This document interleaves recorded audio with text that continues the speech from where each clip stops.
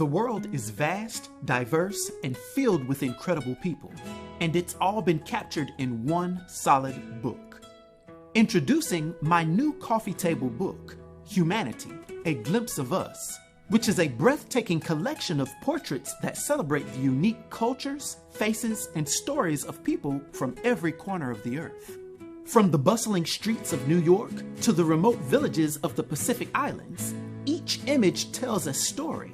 Every smile, every gaze, every detail is a window into a life, a culture, and a moment in time. And this book isn't just about the amazing images, it's about connection. It's a journey around the world, right from your living room. So with this being my very first foray into authorship, I invite you all to be among the first to own this stunning collection and celebrate the beauty of humanity with me. The world is waiting. Let's explore it together. Hi everybody, I hope you're having a great day. In this video, I'm going to be covering Yelena Belova. Now, she made her very first appearance in Inhumans, Volume 2, Issue number 5. That was released in January of 1999. Her current alias is actually White Widow, and she's a formidable master of espionage that stands 5 feet 7 inches tall and weighs 135 pounds, having blue eyes and blonde hair, although for a brief period she had no visible irises. Now, Yelena is a legend within the Red Room, similar to Black Widow. Matter of fact, she's actually one of the most prominent cadets to ever finish the Red Room Academy, proudly outmatching the physical marks of the renowned Black Widow Natasha Romanoff herself. Due to her training, she has exceptional skills in espionage. She's a master at various forms of armed and unarmed martial arts, as well as modern combat.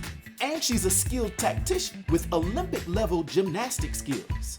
Now, her only drawback is that unlike Natasha, she has a lack of psychological training, which is actually atypical of a spy at her level.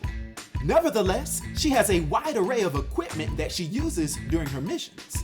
She typically wears a bulletproof Black Widow uniform, as well as mysteriously being able to purchase a version of the Falcon's mechanical wings, although they were slightly inferior in quality. To go on, similar to the original Black Widow Natasha, Yelena has Black Widow's gauntlets, which are a pair of devices that fire the incapacitating energy known as the Widow's Bite. And of course, she has a myriad of other tools of the spycraft trade. Now, Yelena is a complex character with a rich history that intertwines espionage, personal transformation, and shifting allegiances. Being born in Moscow during the Soviet era, Yelena was recruited into the Red Room, the same clandestine espionage program that trained Natasha Romanoff, the original iconic Black Widow. Under the tutelage of Pyotr Skarkovsky, Yelena underwent rigorous training in espionage, combat, and rudimentary psychological manipulation.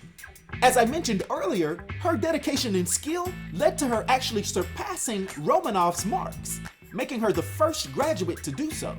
But despite this achievement, Yelena often grappled with feelings of inadequacy and a desire to prove herself worthy of her new Black Widow title. Yelena's initial missions often placed her in direct conflict with Natasha.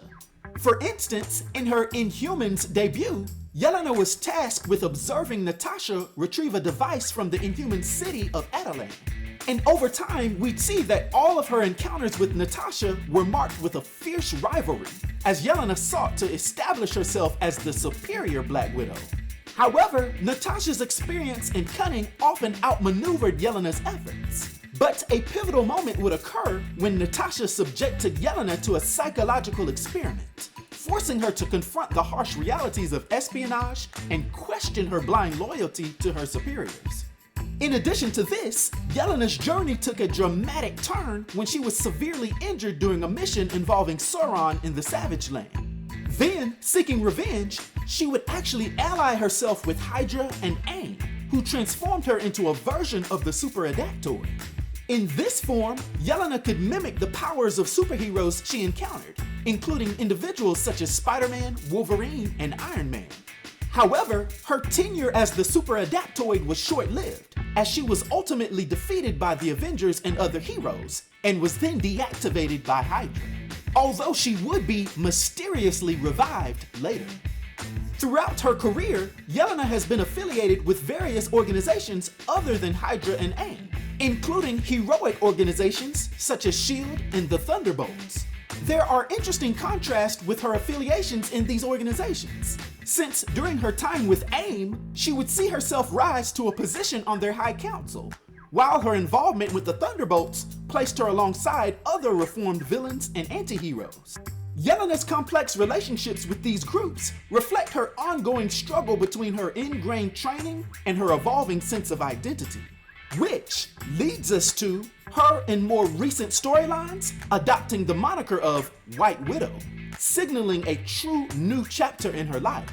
This evolution represents her efforts to forge her own path, distinct from Natasha's legacy. As the White Widow, Yelena continues to navigate the intricate world of espionage, balancing her past with her aspirations for the future. So overall, Yelena Belova's journey from a dedicated assassin to a self-determined hero illustrates the complexities of identity and redemption. Her story does continue to evolve, which reflects the nuanced narratives that define the Marvel Universe. Now, for her abilities and her influence on the Marvel Universe, for my 1 to 10 rating, I'll give Yelena Belova, aka the White Widow, a rating of 5, which is an enigmatic rating. I hope everyone enjoyed this video. I'll talk to you next time. Be sure to like and subscribe to The New Sage.